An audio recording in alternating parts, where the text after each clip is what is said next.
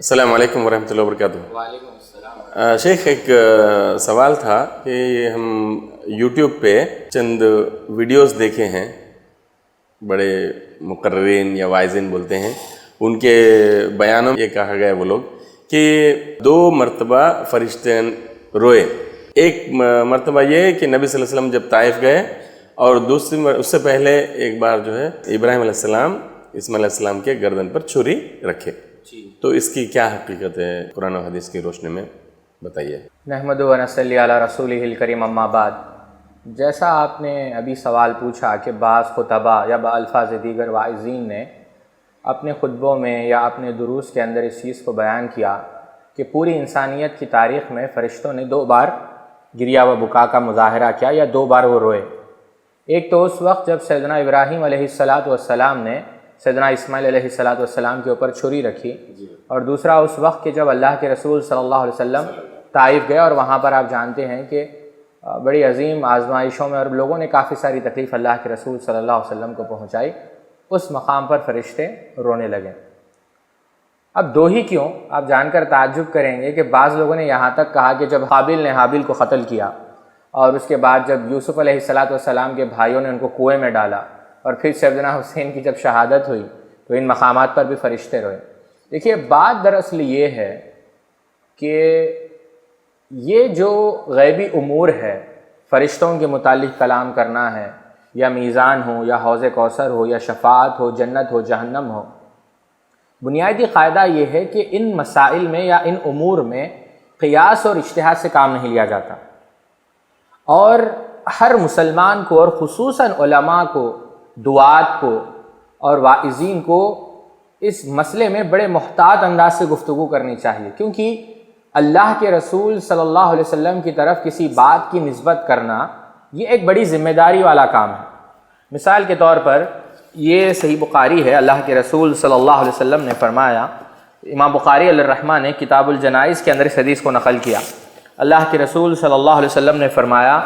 ان کذبا علی لیس ککذب احد من کذب علی متعمدا فلیتبوأ مقعدہ من النار، اور کما قال النبی صلی اللہ علیہ وسلم۔ اللہ کے رسول صلی اللہ علیہ وسلم نے فرمایا کہ میرے متعلق کوئی جھوٹ بات کہنا عام لوگوں سے متعلق جھوٹ بولنے کی طرح نہیں ہے۔ جو شخص بھی جان بوجھ کر میرے اوپر جھوٹ بولے وہ اپنا ٹھکانہ جہنم میں بنا لے۔ یعنی اللہ کے رسول صلی اللہ علیہ وسلم نے فرمایا، دیکھیے حافظ ابن حجر اسقلانی رحمہ اللہ نے فتح الباری کے اندر اس پر بڑی عمدہ بحث کی ہے۔ آپ رحمہ اللہ نے اس شخص کے اوپر کس طریقے کا حکم لگے گا بیان کر، یعنی کون سا شخص جو اللہ کے رسول صلی اللہ علیہ وسلم پر جھوٹ باندھتا ہو۔ ابن حجر رحمہ اللہ نے، جیسا امام ابو محمد الجوینی اور ابن المنیر رحمہ اللہ کا قول نقل کیا، ابن حجر نے خود ان اقوال سے اختلاف کیا، لیکن نقل کیا کہ بعض اہل علم اس بات کے قائل ہے کہ جو شخص اللہ کے رسول صلی اللہ علیہ وسلم کی طرف جھوٹ کی نسبت کرتا ہے وہ شخص کافر ہے۔ اور دوسرا قول جو حافظ ابن حجر اسقلانی رحمہ اللہ نے کہا کہ جو شخص اللہ کے رسول صلی اللہ علیہ وسلم پر جھوٹ باندھتا ہے گویا وہ جہنم میں رہے گا، اور کافی مدت تک جہنم میں رہے گا۔ اللہ ہم سب کی حفاظت فرمائے۔ تو بتانے کا مقصد یہ ہے کہ اللہ کے رسول صلی اللہ علیہ وسلم کی طرف کسی بات کی نسبت کی جائے تو وہاں پر محتاط رہنا اور وہاں پر ذمہ داری سے گفتگو کی جائے۔ ایسے ہی نہیں کہہ دیا جائے کہ اللہ کے رسول نے یہ بات فرمائی اور اللہ کے رسول صلی اللہ علیہ وسلم حقیقت میں وہ بات فرمائی نہ ہو، بلکہ سبحان اللہ شیخ الاسلام ابن تیمیہ رحمۃ اللہ علیہ الصارم المسلول علی شاتم الرسول کے اندر گفتگو کرتے ہوئے بڑی عمدہ بحث کرتے ہیں۔ کہتے ہیں شیخ الاسلام ابن تیمیہ ایک واقعہ وہ نقل کرتے ہیں کہ بنو لیث غالباً 2 میل مدینے سے قبیلہ تھا، اور ایک شخص جو دور جاہلیت میں اس نے ایک عورت کے لیے پیغام بھیجا، اور اس عورت نے پیغام کا، اس نے جو دعوت اس کے سامنے رکھی یا اس کے سامنے جو ایک اپنا کیا کہتے ہیں اسے انگلش پرپوزل رکھا، تو اس نے اس کو رد کر دیا۔ بعد میں وہ ان قبیلے والوں کے پاس پہنچا وہ شخص، اور قبیلے والوں کے پاس پہنچ کر اس نے خاص لباس پہنا، اللہ کا لفظ آیا یعنی خاص قسم کا لباس اس نے اوڑھا، اور کہا کہ میں اللہ کے رسول صلی اللہ علیہ وسلم کی طرف سے تمہارے پاس بھیجا گیا ہوں، اور اللہ کے رسول صلی اللہ علیہ وسلم نے تمہارے مال اور تمہاری جائیدادوں پر، تمہارے خون پر مجھے حاکم بنایا۔ اور اس نے اس عورت سے نکاح کر لیا، یا بالفاظ دیگر اس عورت کے ساتھ اس نے کئی دن گزارے۔ قبیلے والے اللہ کے رسول صلی اللہ علیہ وسلم کے پاس پہنچے تو اللہ کے رسول صلی اللہ علیہ وسلم نے فرمایا، کذب عدو اللہ، کہ اللہ کے دشمن نے جھوٹ بولا، اور اللہ کے رسول صلی اللہ علیہ وسلم نے فرمایا ان وجدتہ فاقتلہ وان وجدتہ میتا فاحرقہ فی النار، کہ اگر اسے زندہ پاؤ تو قتل کر دو، اور اگر وہ مرا ہوا تو اسے آگ میں جلا دو۔ یعنی کیوں اس نے مجھ پر جھوٹ باندھا ہے، یعنی وہ بات میری طرف اس نے منسوب کی ہے جو بات میں نے کی ہی نہیں۔ تو شیخ الاسلام ابن تیمیہ پہلا قول نقل کرتے ہیں، بلکہ شیخ ابو الفضل حمدانی رحمہ اللہ کا قول نقل کرتے ہیں کہ جو اسلام کے اندر حدیثوں کو گڑھتے ہیں، موضوع روایت بیان کرتے ہیں، یا ان چیزوں میں تعاون کرنے کی کوشش کرتے ہیں، خرافاتی یہ جو روایتیں ہیں وہ بیان کرتے ہیں، گویا وہ زندیقوں سے بھی بدتر ہے، نعوذ باللہ من۔ کیوں کہ زندیق اسلام کو ظاہری طور پر نقصان پہنچا رہے ہیں، لیکن یہ لوگ جو حدیث کو گڑھ رہے ہیں وہ باطنی طور پر اسلام کا نقصان کر رہے ہیں۔ اور دوسری سزا، ایک تو سزا شیخ الاسلام ابن تیمیہ نے علماء کا یہ گروہ بیان کیا کیسے شیخ کو قتل ہی کر دیا جائے، اور دوسرا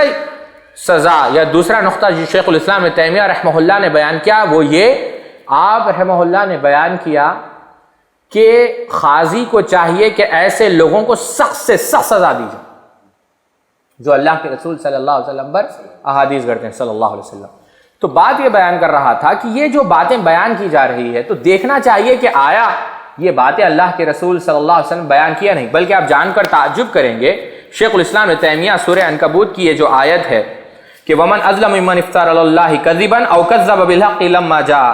الیس فی جہنم مثوی للکافرین، کہ اللہ رب العزت کہتا ہے اور اس سے بڑا ظالم کون ہوگا جو اللہ کے بارے میں جھوٹ بولتا ہے یا جب اس کے پاس حق آ جاتا ہے تو اسے جھٹلاتا ہے۔ شیخ الاسلام ابن تیمیہ رحمہ اللہ کہتے ہیں کہ اللہ نے پہلے اس شخص کا ذکر کیا جو اللہ پر جھوٹ باندھتا ہے،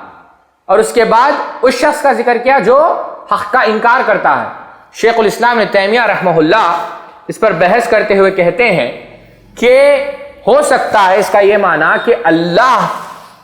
پر جھوٹ باندھنے والا شخص اس سے بھی بدتر ہے، یہ عظیم گناہ ہے اس کے مقابلے میں جو حق کا انکار کرتا ہے۔ بلکہ ابن ابی سارا کا واقعہ نقل کرتے ہیں کہ جب ابن ابی سارا نے جھوٹ باندھا کہ اللہ کے رسول مجھ سے سیکھتے تھے نعوذ باللہ من ذالک، تو اس وقت اللہ رب العزت نے اس کو ایمان سے محروم کر دیا۔ تو یہ عظیم گناہ ہے، بلکہ بعض اہل علم نے اس کو کیا کہا ہے کفر، کیونکہ اللہ کے رسول پر جھوٹ بولنا گویا اللہ پر جھوٹ بولنا۔ تو مسلمانوں کو چاہیے کہ اس چیز میں بڑی احتیاط برتی جائے کہ جب ہم اللہ کے رسول صلی اللہ علیہ وسلم کی طرف کسی چیز کی نسبت کریں، اور اگر معلوم نہ ہو، مثال کے طور پر شیخ ابن باز رحمہ اللہ کو پوچھا گیا کہ کیا فرشتے دنیا میں اللہ کو دیکھتے ہیں یا اللہ رب العزت پردے کے پیچھے سے ان کو حکم دیتا ہے، تو شیخ ابن باز رحمہ اللہ بہت بڑے عالم ہیں، آپ جانتے ہیں شیخ ابن باز رحمہ اللہ کوئی تعارف کے محتاج نہیں، تو شیخ ابن باز رحمہ اللہ نے کیا کہا واللہ عالم میں نہیں جانتا۔ تو بتانے کا مقصد یہ ہے کہ یہ جو بات میں بخوبی جانتا ہوں کہ کس نے یہ بات کہی ہے، خود ان کے مکاتب فکر کے علماء نے اس بات کا مفصل رد کیا۔ میں بس ایک مثال دیتا ہوں، جامعہ بن نوریہ سے اور دیوبند سے بھی ایک مستقل فتویٰ جاری ہوا ہے کہ یہ جو فرشتوں کے رونے کا ذکر ہوا ہے کوئی مستند کتاب میں، کوئی تاریخ کی صحیح کتاب یا حدیث کی کسی کتاب میں اس کا ذکر نہیں ہے۔ اب آتے ہیں اس مسئلے پر کہ کیا فرشتے روتے ہیں یا نہیں، یہ ایک مسئلہ ہے۔ اب یہاں پر دیکھا جائے گا کہ کیا فرشتوں کا رونا قرآن و حدیث میں مذکور ہے یا نہیں، کیونکہ جیسا میں نے پہلے بھی کہا کہ یہ چیزوں کو، ان امور کو قیاس اور اجتہاد سے بیان نہیں کیا جا سکتا۔ صرف ایک روایت امام بہقی رحمۃ اللہ علیہ نے شعب الایمان میں نقل کیا کہ اللہ کے رسول صلی اللہ علیہ وسلم ایک مرتبہ خطبہ دے رہے تھے تو ایک صحابی رونے لگے، تو اللہ کے رسول صلی اللہ علیہ وسلم نے کہا کہ آج کے دن اگر ہر مومن جمع ہو جائے تو اس کے رونے کی برکت سے یا اس کے رونے کے توسل سے وہ تمام مسلمانوں کی بخشش کے لیے، اگرچہ ان کے گناہ پہاڑ کے مترادف ہو، مغفرت کے لیے کافی ہوں گے۔ کیوں؟ فرشتے بھی اس کے رونے پر رو رہے ہیں اور نہ رونے والے کی حق میں شفاعت کر رہے ہیں اس رونے والے کے توسل کے ذریعے سے یا اس رونے والے کے ذریعے سے۔ لیکن یہ روایت بھی علامہ البانی رحمہ اللہ نے اور دیگر محدثین نے، بعض تو مرسل نے کہا بلکہ بعض محدثین نے اس کو موضوع قرار دیا۔ تو بتانے کا مقصد یہ ہے کہ ایسی چیزیں جو منسوب کی جا رہی ہے اللہ کے رسول صلی اللہ علیہ وسلم کی طرف، تو ہمیں محتاط رہنا چاہیے، یہ باتیں قرآن و حدیث سے بالکل بھی ثابت نہیں، واللہ اعلم بالصواب۔